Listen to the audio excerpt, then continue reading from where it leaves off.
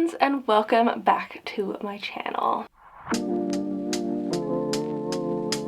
Today I am going to be sharing with you 10 new and noteworthy things that are going on within my collection. For the most part, they are really great and I'm really excited about them, and it just makes me feel like my collection is doing really well. So I wanted to show them off for all of you today.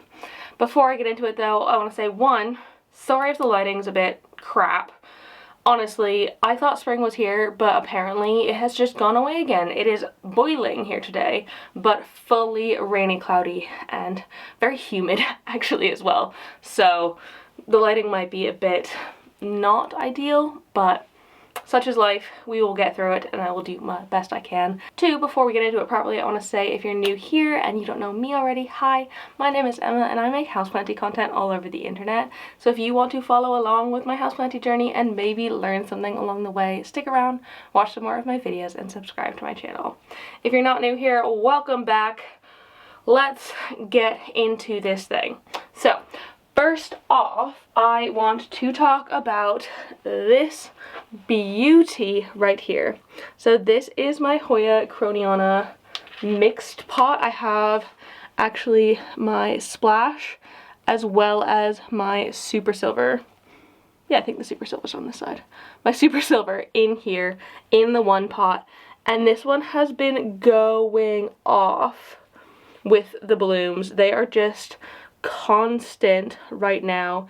Literally, I have two that are open at the minute and then several that are on the way. This is easily the most prolific bloomer in my collection. I've not had another Hoya do so incredibly well with the blooms ever.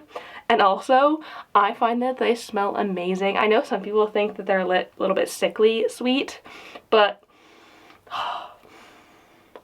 it just smells so good. It makes me feel like I'm in a garden, and so I really like keeping this close by to my desk so I can kind of smell it all day. I really like it. It's currently in my southwest facing window, and I think it is liking that, and that might be why it is blooming so incredibly. Also, this is the first time that the super silver itself is blooming. I've never had this one bloom, but I have literally 3 peduncles at the end here, all ready to just burst. I'm just super thrilled with this one. If you don't have a krohniana, I highly recommend it as a really prolific bloomer, and it's not even had to, I've not even had to have it that long before it bloomed as well. Like some other Hoyas I've had for quite a while and they've not bloomed. This one just doing phenomenally all by itself. There was no way I was going to be able to film this video without talking about my philodendron glorious, which is, as always, absolutely glorious. The new leaf on it has just started to properly unfurl, and I can tell it's going to be huge. This is the previous new leaf and it is absolutely massive, so I can only imagine that that one is going to be huge as well. I've also seen great success with the air layering in here. I'm not normally the biggest fan of air layering. I don't think to do it all that often, but on this one it has worked really well. The glorious in general is a great rooter. It roots into the pole really nicely. I've been able to prop it outside of the plant, like if I take a cutting and I put it in sphagnum moss, it's rooted really quickly, so I'm not surprised that it has rooted so well, but I never think to air layer, and so I'm glad that I did decide to do that on this one. Eventually, once this leaf comes out, and maybe the next one as well, because I currently do have it in a place where I do have some space, so I could let 2 leaves grow out and then pot this whole air layered section, cut it, put it back down into the bottom, and let it get going in there. That's my current thought on this plant and plan for it, just because it's so big already. I mean, I suppose this one, it very well could be taller than me once it is out properly. Who knew that this plant was going to get this big? I really wasn't expecting it. This is actually one of the first plants I've ever had successfully size up, and I am just so incredibly proud of it. I should probably water this moss in here. Like Look at that little root sticking up there. How freaking cute is that? Hopefully it will continue to root well and I'll be able to give it a chop at some point. Next, we have my ZZ Raven, my Zamiococcus zamifolia. I haven't said that name in so long.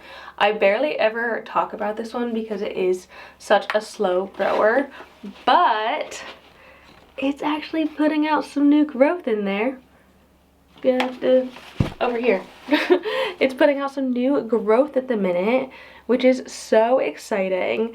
And it's actually really easy to spot new growth on the Raven specifically because it comes out with this incredible neon green color, and compared to the black foliage it stands out quite a lot, and slowly over time it will fade down into the black color. But this one looks like it is quite a good leaf spike in there with lots of leaves, so I'm hoping that it is quite a big one. I don't think I've had any new growth on this one since maybe last summer or the summer before.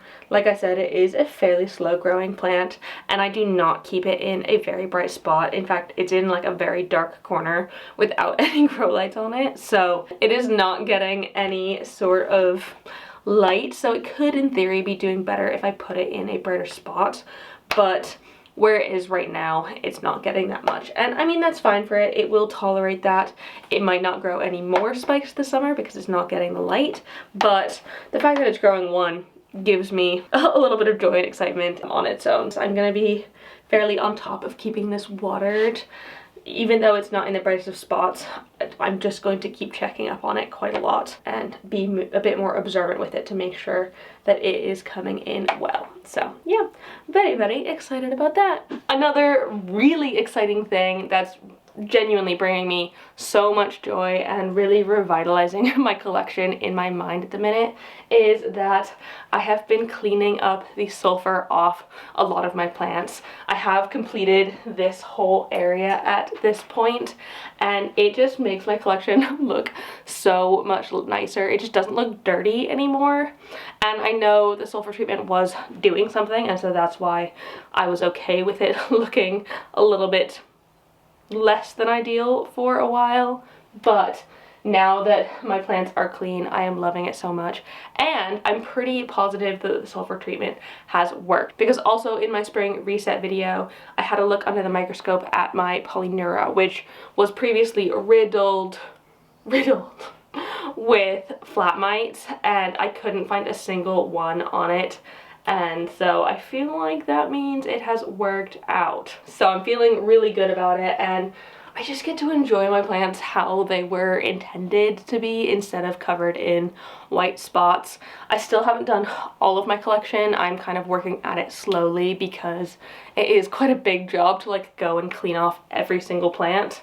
But I'm slowly getting there, and I'm excited for it to be fully done soon and I can just have it be over and done with. That will be very nice. Also in this area,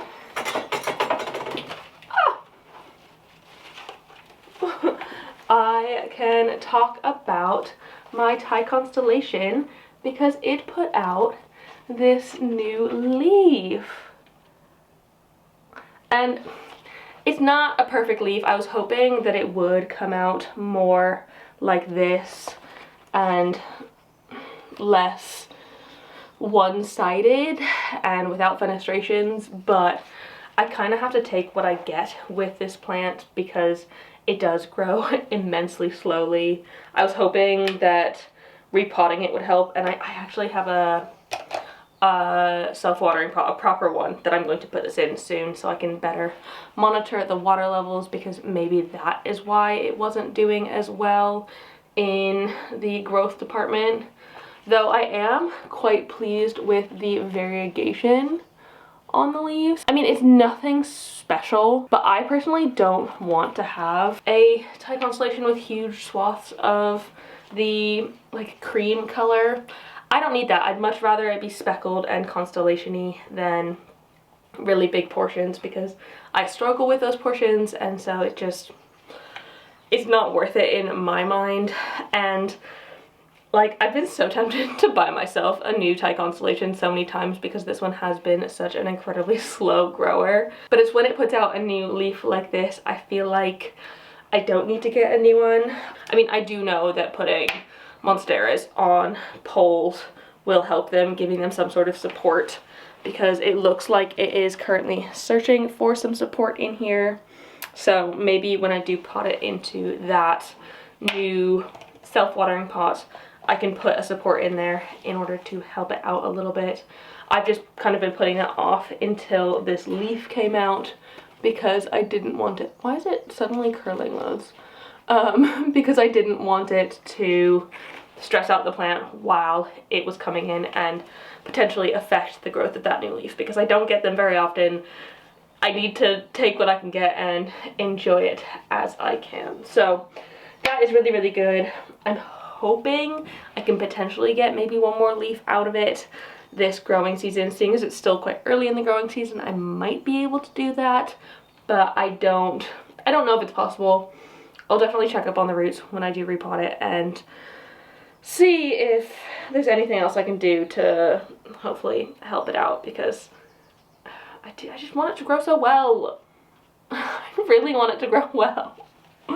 But yeah, doing okay for now, and I'm just glad that it's doing something rather than nothing, because something is always better than nothing. So that's going there.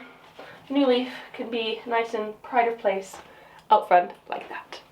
Also new and noteworthy, I bought myself a plant, and you will have seen it if you watched my Malvern Spring Festival video.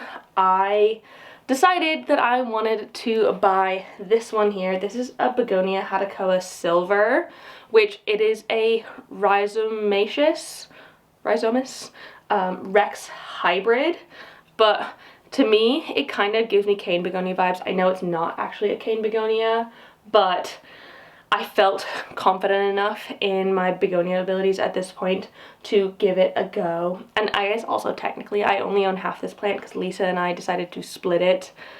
So I'm not mad at myself for buying a plant. I didn't break my plant ban to get it because I'm not on a plant ban anymore. I'm just being extra critical about what plants I am getting and bringing into my collection, especially since I'm mostly trying to downsize. But I saw this one and I was immediately obsessed with this foliage. It is some of the coolest begonia foliage I've ever seen. I've never seen anything like this before.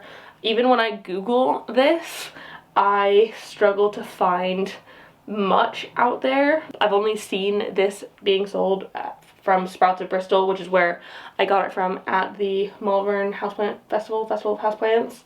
So I don't know if it's actually a very common one, but as soon as I saw it was 14 pounds, I would have bought the whole thing just myself, but Lisa wanted to split it and they only had one, so I am so down for that. But these leaves are absolutely gorgeous. The backs of them are this lovely red, but like kind of like pinky color, which is quite fun. And this one is prolifically blooming as well. There are so many flowers on here. I should also say that begonia flowers are edible. It's something Lisa told me. If there was one that was like proper open, I would eat it for you on camera. Maybe I'll do a reel of it or something later when one of these does pop. But begonia flowers are edible. They kind of taste like sour apple without the sweetness into it. But apparently pastry chefs use begonia flowers all the time in pastry. If you put it on like a panna cotta or something, that's quite sweet. Having a little bit of bitter flower floral flavor is quite nice to add in there. So have a try of your begonia flowers. You might just like them. But yeah, I'm really excited about this one, and I'm definitely not mad that I bought it for myself. And then finally, we have quite a few things going on in El Cabinet at the moment. Lots of things that I'm feeling quite excited about. The first one is that my Hoya compacta variegata is actually freaking growing. Do you see that little pinky bit in there. I am so excited about this one because I know it is an incredibly slow grower, and this is another one that I know was suffering with flat mites for quite a long time, and it actually still does have the sulfur treatment on it. I haven't cleaned off the things in this cabinet yet, so we're working on it. It's a slow process, alright, but the fact that it is putting out new growth is incredibly exciting, and that means that one, the flat mites are gone off of it, probably, hopefully, and two, that it is happy again, and maybe one day I will have an actual long rope of this plant. I did water this the other day, but I feel like things are getting so thirsty these days because it is super warm. It's currently, it's like 23 degrees Celsius in here inside of the cabinet, but it has gotten much higher into like the 28 degrees Celsius range, nearly 30. I'm surprised it hasn't gotten up to 30 quite yet, but we're not quite in that sort of heat levels here in the UK yet, so I'm expecting it to get growing soon. So that is extremely exciting, and it's just so cute that it's pink as well. How adorable is that? It's like a little pink, it almost looks like a petal. So cute. I love it so much. With this one, I'm not sure if it is good news or bad news. I don't know how to feel about it, essentially, but my alocasia frydek variegata, the seedling that, or the corm, I guess, that I got from Claire, that had the tiniest bit of green on its bottom leaf, has just put out a new leaf, which is super duper exciting, but unfortunately it is entirely white, which I know she had problems with all of her corms coming out fully white, so I'm a bit nervous that this one isn't going to actually work out, because I also don't see any green on the stem, which I did with my little variegated begonia down there. There was some green in the stem in that, and so I had faith that it would actually turn out and work, but with this one I don't see any. I'm going to keep growing it because it's possible that it could have some green, maybe. It's possible. I'm not gonna hold my breath on it though, because I'm not sure. At least it's growing, at least it's doing something rather than nothing. I'm just gonna keep treating it as I treat all of my alocasias. You can see it's in semi-hydro, actually in no drainage because it doesn't need the drainage, and I've just got a little bit of water down the bottom. Not much. I could probably give it a little bit of a top up. It's quite important not to give too much water because you don't want to drown the roots entirely, because they do need air. So making sure that I'm not putting too much water in is very important.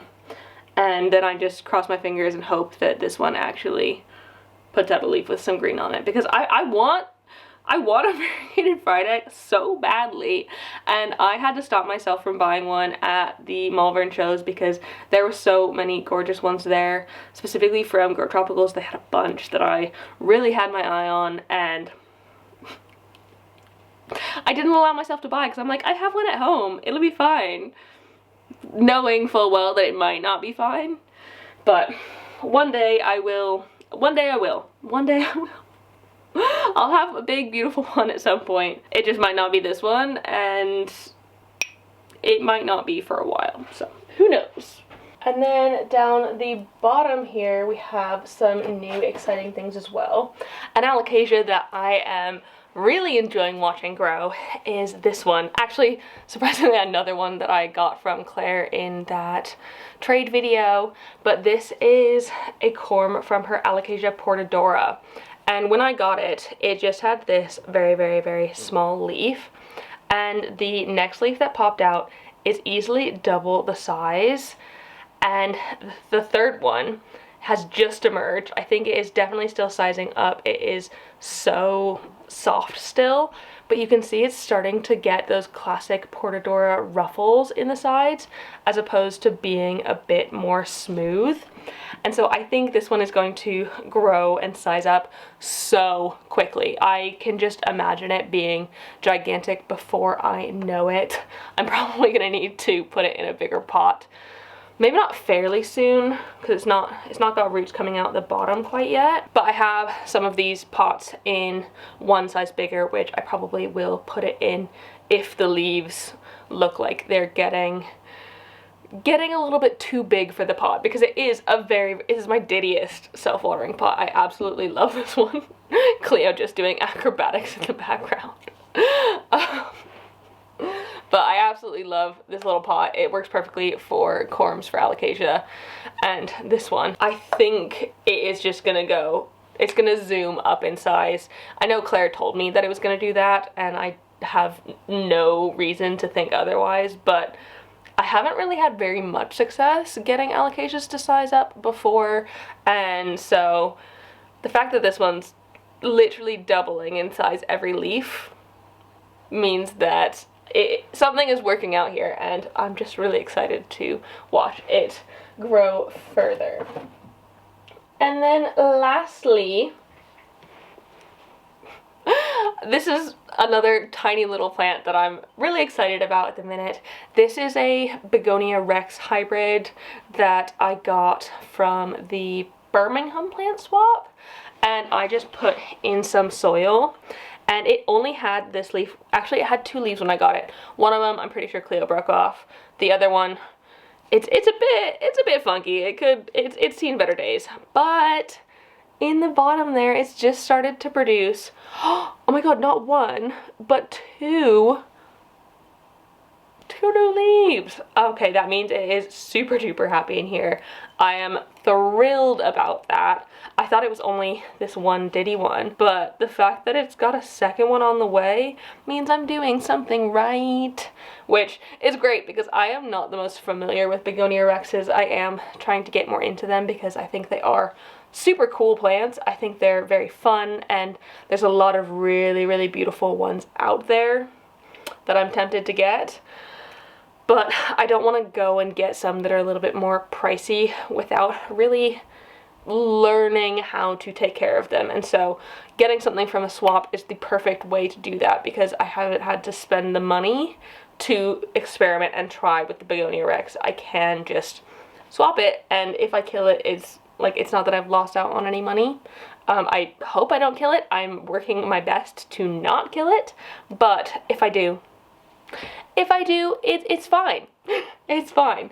But I'm just glad to see that it is doing something and growing quite well. I was thinking about maybe putting this one into a terrarium because I received some advice from someone who grows a lot of Begonia Rexes that terrarium growing is a good way to get these going.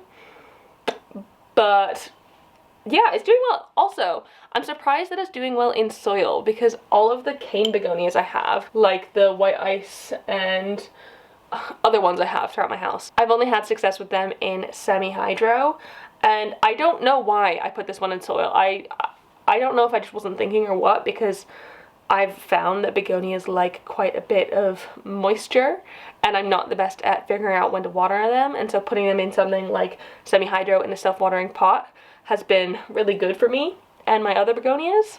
So I really don't know why I decided to put this in